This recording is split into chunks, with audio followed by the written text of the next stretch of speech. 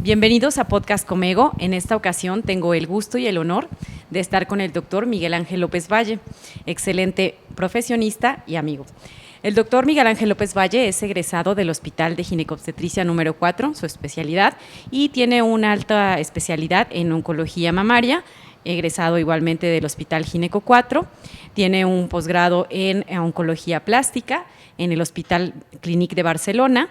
Él es profesor adjunto y titular de múltiples especialidades y subespecialidades del Hospital Gineco 4 y pues coautor y autor de múltiples artículos y guías de práctica clínica respecto a la patología mamaria. En la actualidad, él es quien ostenta el cargo de jefe del servicio de oncología mamaria en el Hospital de Gineco 4. Bienvenido, Miguel. Muchas gracias por la invitación, gracias a Comego, y es un gusto estar con ustedes y yo espero que esto pues, sea una charla de mucho provecho para todos, porque yo creo que vamos a tocar uno de los temas más interesantes y de lo que más nos llega al hospital, que viene siendo mastalgia.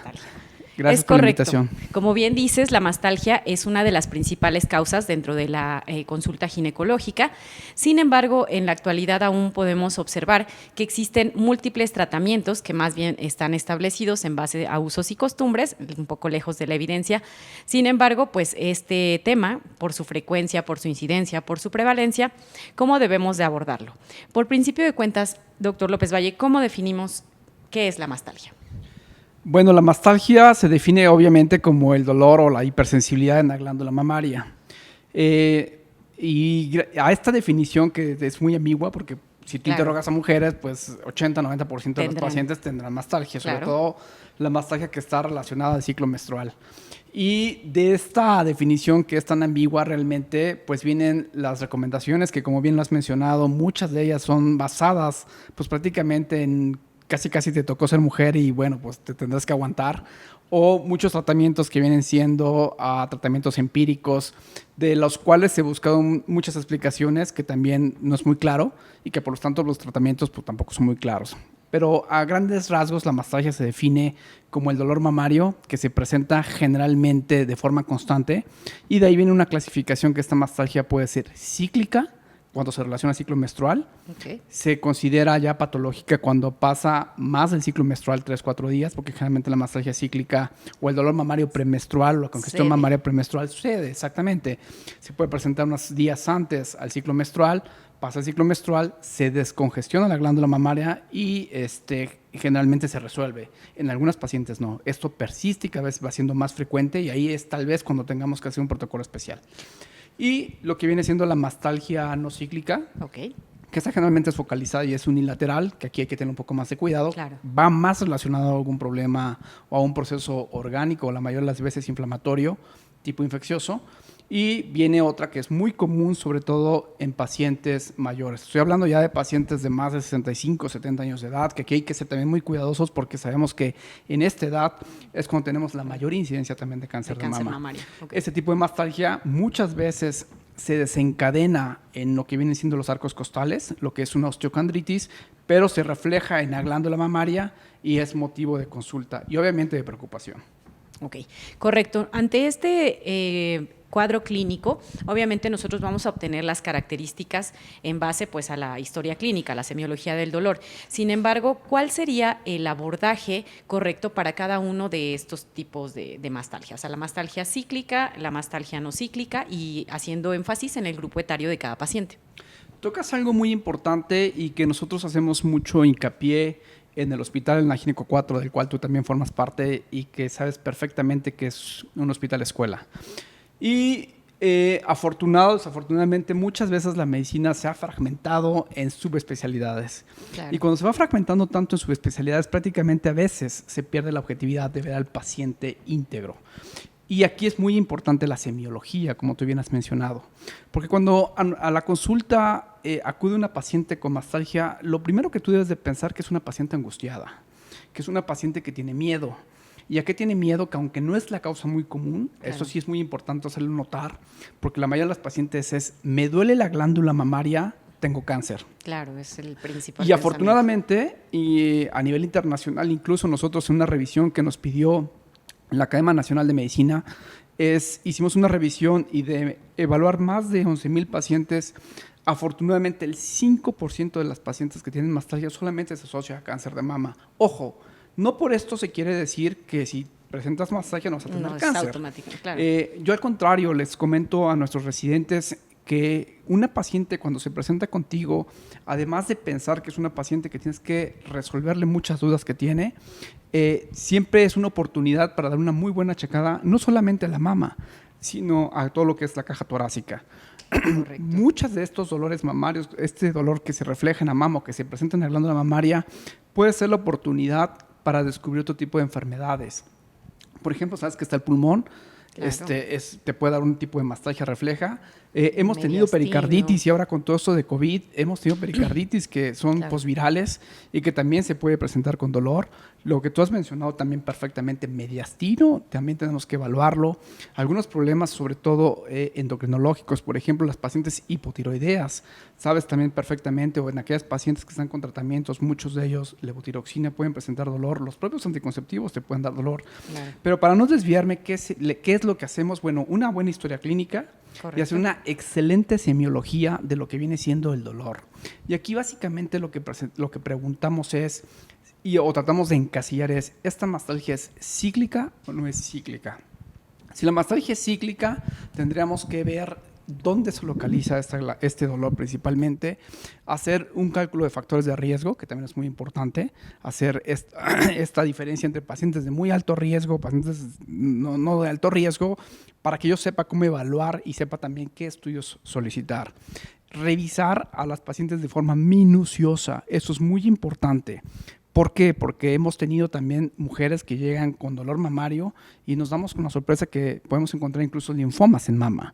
Entonces, como bien lo mencionas tú la exploración física, los antecedentes de la paciente son muy importantes y siempre que revisemos la glándula mamaria, hacemos mucho hincapié de revisar desde el sitio de inserción de la glándula mamaria.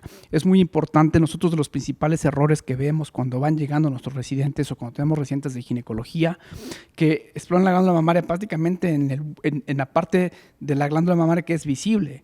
Pero siempre hacemos hincapié, oye, tienes que revisar desde la parte supraclavicular, segundo espacio intercostal, línea paraexternal, línea media axilar, séptimo espacio intercostal y ser muy cuidadosos con la exploración de la región axilar.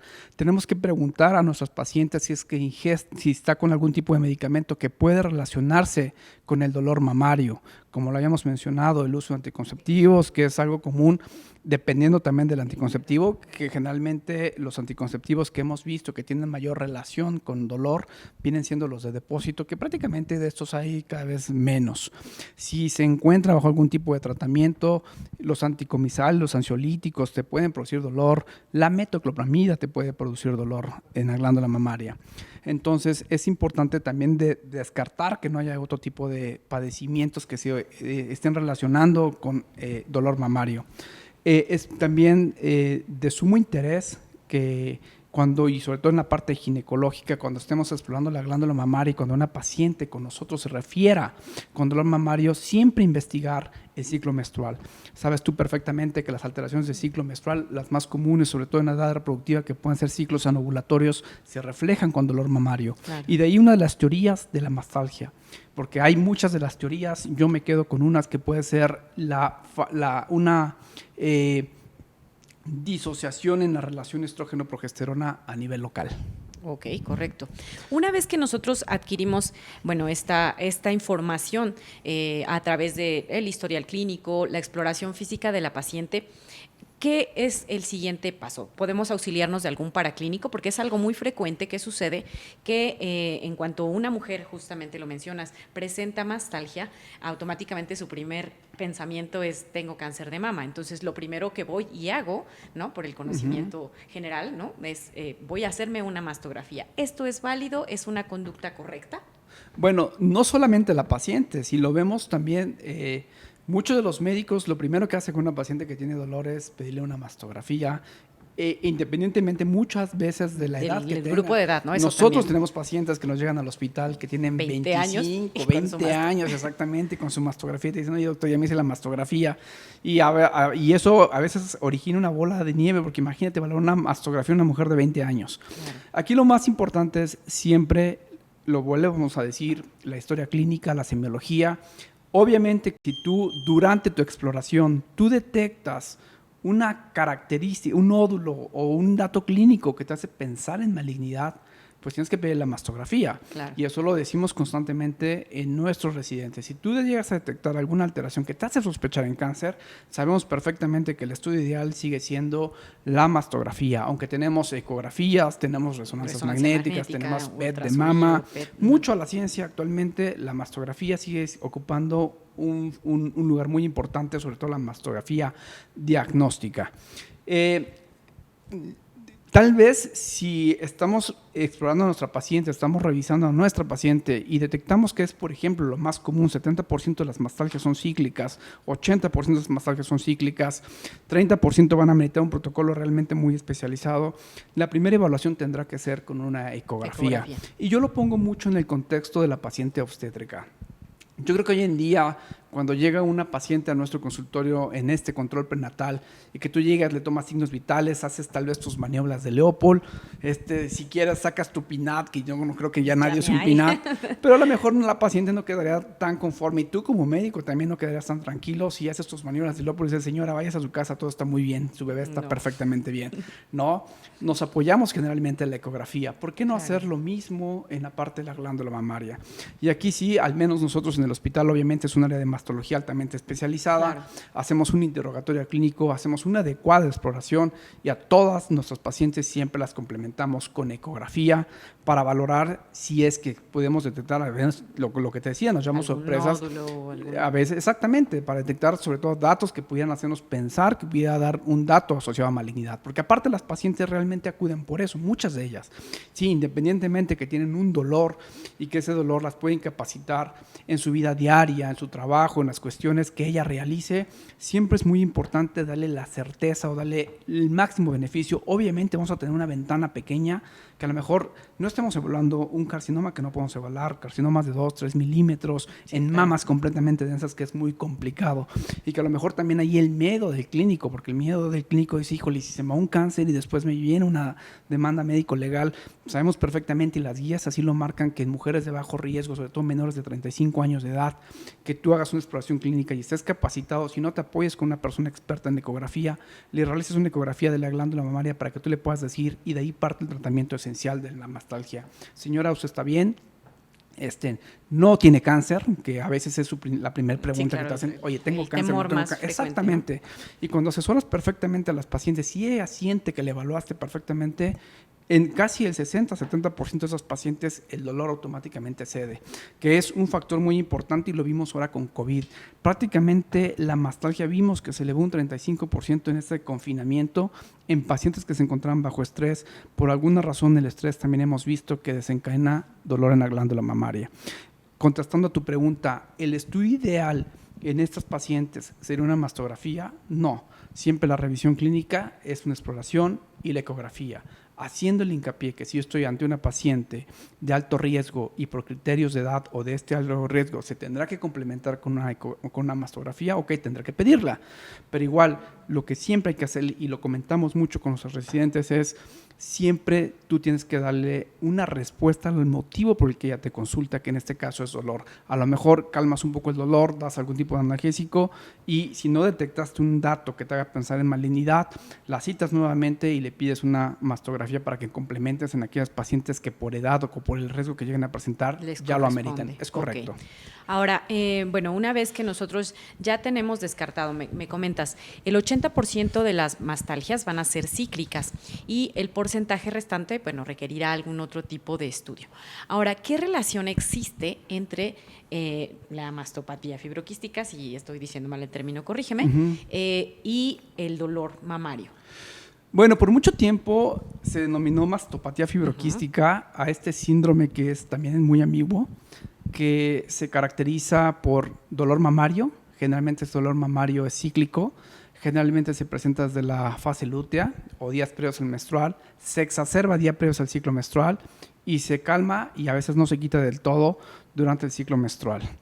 Yo prefiero llamarlo condición fibroquística porque realmente esta parte de sintomatología dependerá también de cada paciente, y evaluar realmente el dolor es muy complicado. Tú sabes perfectamente que no hay realmente un estudio que te pueda evaluar el dolor. La mayoría de las pacientes que se presentan con esto, que viene siendo los cambios fibroquísticos, presentan el 95%, te puedo decir que presentan una mastalgia cíclica. Correcto. Y esta mastalgia generalmente, como lo hemos mencionado, es bilateral.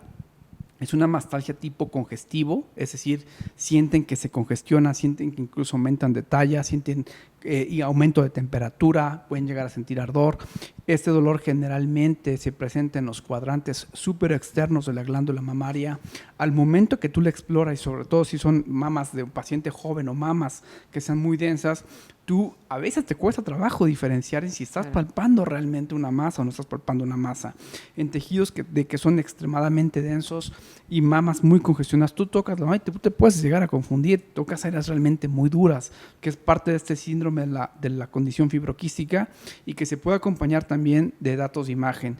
En estas mujeres muchas veces cuando pedíamos antes mastografías, cuando no teníamos el ecografía todavía disponible, estoy hablando hace 10 años, veíamos zonas asimétricas de densidad que no podríamos diferenciar si era realmente una zona asimétrica focalizada en progresión y que esto puede estar asociado a malignidad y terminábamos biopsiándola. Afortunadamente hoy esto ha disminuido gracias a la ecografía. Y cuando hacemos ecografía, mucho de esto corresponde a quistes. Y aquí tendríamos que evaluar qué tipo de quiste, porque hay 3 tipos diferentes de quiste. El quiste simple, que realmente su asociación con cáncer de mama prácticamente es cero. Nula. El quiste complicado y el quiste complejo. Y el quiste complicado realmente son estos quistes que tenemos como con residuos flotando, que realmente también su probabilidad de malignidad es baja. Y el quiste complejo, que aquí sí el quiste complejo necesita un protocolo especial, sobre todo si la parte sólida es mayor de 2 milímetros, tendremos que hacer un protocolo para aquí descartar malignidad. Correcto. Entonces, esta parte de condición fibroquística que tú has mencionado prácticamente viene a esta disociación de estrógeno-progesterona y de ahí los tratamientos que se mencionan, ¿no? Que hay múltiples. Si tú te metes a internet, al Dr. Google a averiguar, viene una infinidad de tratamientos que muchas veces te quedas realmente sorprendido. Nosotros cada año analizamos los tratamientos nuevos que salen y salen cosas extraordinarias que de repente, imagínate que vienen a colocarte lechugas calientes, malvadisco caliente, cataplasmas que se han mencionado, o sea, una infinidad. Bueno, yo me acuerdo todavía cuando, bueno, ya tiene mucho tiempo, ya sabrás tú que yo en el hospital soy de la gente más antigua, cuando yo me acuerdo que llegué al hospital y en la residencia se manejaba y se sigue manejando todavía lo que bien mencionaste como estos tratamientos empíricos que muchas veces, y tal vez no dudo que en alguna paciente puedan funcionar, tratamientos que iban en relación a las dietas, las famosas dietas libres en jantinas, que prácticamente te restringían de café, chocolates, cacahuates, pistaches, todo lo que al médico no le gustaba le podrías meter en esa lista, ¿no? Si yo no lo como, ¿por qué el paciente no lo va a comer también? Si yo no soy feliz, nadie más. Es correcto. Entonces hicimos análisis de estas dietas y realmente igual ya existen muchos trabajos publicados que no tienes una modificación. Y yo voy más ahí hacia los tratamientos que vienen siendo tratamientos tópicos. A mí en especial, y que hicimos un protocolo en Gineco 4, que vienen siendo las progesteronas a nivel local que nos funcionaron.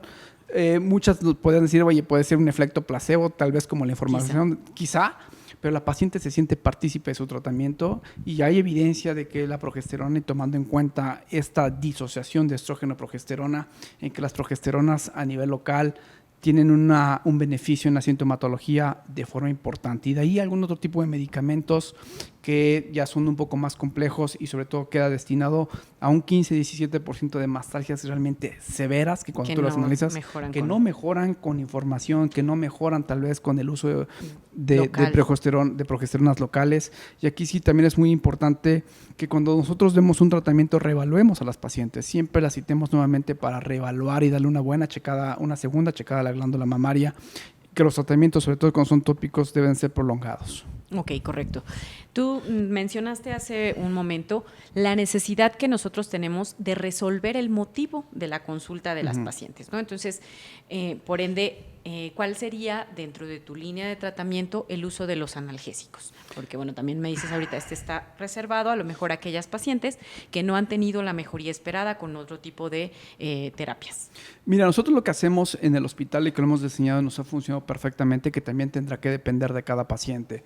Tú y como todos nuestros colegas saben perfectamente que los tratamientos deben ser realmente dirigidos al tipo de paciente que tienes, porque tenemos igual mastalgias que pueden ser cíclicas, que pueden hacerte pensar en condición fibroquística y como te comento, muchas veces con la información que tú le das al paciente y a veces con un uso de sostén adecuado es suficiente. En otras que igual, que sin efectos secundarios, damos la información al paciente, el uso de sostén, un sostén eficiente, le damos asesoría de cuáles deben ser las características de ese sostén e iniciamos siempre con progesterona local. La progesterona local sí es muy importante hacer mención que no la damos por una semana ni 2 semanas. Las progesteronas locales generalmente cuando las indicamos de 3 a 4 meses. Afortunadamente sus efectos colaterales prácticamente son inexistentes. La absorción mínima. Exacto, absorción mínima y no tiene ningún tipo de efecto secundario. Tal vez la paciente que pueda tener un efecto de irritación por algún tipo de la crema o por lo que tú quieras. Algún componente de la fórmula. Pero cuando tenemos pacientes muy sintomáticas, en el protocolo que hacemos es, dejamos la progesterona y dejamos también un analgésico, pero el analgésico lo que más ha mostrado su beneficio sin tanto efecto colateral son los analgésicos tópicos igual. Y de estos, de acuerdo a las normas internacionales, a la misma norma que incluso está documentada aquí en Comego, son básicamente 2, que es el diclofenaco en gel, es correcto, y el piroxicam son los más utilizados. Y aún así, si estos medicamentos no pudieran funcionar, vamos entonces ya a tratamientos un poco más especializados, pero tal vez de un poco de mayor riesgo. Aquí es muy importante lo que tú mencionabas, siempre hay que hacer una buena semiología, porque imagínate, yo tengo una paciente que tiene una mastalgia y que yo le estoy dejando progesterona y que le estoy dejando un AINE, pero de repente veo que trae una prolactina de 150 que a lo mejor puede estarme estimulando la glándula mamaria, pues obviamente el tratamiento no va a funcionar, causa, ¿no? Entonces aquí sí es muy importante que tú hagas el diagnóstico clínico y que prácticamente tu mastalgia que viene siendo de esta condición fibroclística quede a exclusión, ¿no? Correcto. Lo mismo igual que si es una paciente con ciclos anovulatorios, por mucha progesterona que tú le dejes a nivel local, por mucho buen sostén que le puedas recomendar, por lo que tú quieras, si no regulas ese ciclo, tendrás de todos modos una persistencia de la mastalgia y va a fracasar tu tratamiento. Entonces la parte clínica aquí es fundamental. Ahora, si tú ya hiciste todo tu protocolo, ya manejaste tratamientos a base de sostén, de información, de progesteronas locales, de analgésicos locales, y aún así persiste el dolor, valdría la pena que tú revalores el uso de tamoxifeno. Ojo, mucho cuidado porque sabes tú perfectamente que el tamoxifeno tiene efectos secundarios a consideración y sobre todo no está avalado por la FDA para su uso. Con la finalidad de usarlo en mastalgia. Exacto, con la finalidad de usarlo en mastalgia. Y si de pura mala suerte te tocó que una paciente que ya tenía un cáncer de endometrio, pues o sea, imagínate, quitarte esa relación. Fuego. Exacto. Entonces hay que ser muy cuidadoso ya con ese tipo de medicamentos. Afortunadamente, te comento, más del 80% de las pacientes con estas medidas que yo te he comentado ceden perfectamente al dolor de la glándula mamaria. Claro, y creo que, bueno, nosotros como ginecólogos generales, una vez que no observamos una respuesta satisfactoria a las medidas que instauramos, creo que ahí quizá deberíamos derivar al especialista en mama, ¿no? Porque si algo ya no está funcionando bien, creo que es hora de que un especialista en esa área pueda evaluarlo o reevaluar el tratamiento que nosotros hemos instaurado, ¿no? Es correcto, Asenet. Y también algo que es muy importante hacer mención y que hoy lo vemos día a día y que incluso no solamente hemos encontrado relación con mastalgia, sino también aquí sí con cáncer, que son las pacientes diabéticas con mal control. También hay una mastopatía ya bien descrita, que neuropatía. Exacto, la mastopatía de la diabética que va relacionado a una complejidad de dolor en la glándula mamaria que intervienen muchos factores y que aquí sí el tratamiento es algo más complejo. Correcto. Bueno, pues digo, sin duda es muy interesante, me da mucho gusto haber tenido esta plática contigo y pues te agradezco mucho la disponibilidad de tu tiempo para ilustrarnos acerca de un tema que es muy, muy frecuente, pero ocasionalmente pues no tenemos el abordaje correcto. Muchas gracias, Miguel. un honor haber estado con ustedes. Y a todos, muchísimas gracias por Comego Sin Fronteras. A Zenet, gracias por la invitación, por la entrevista, y gracias a Comego por esta invitación, y yo espero que esto sea de mucha utilidad para todos. Gracias.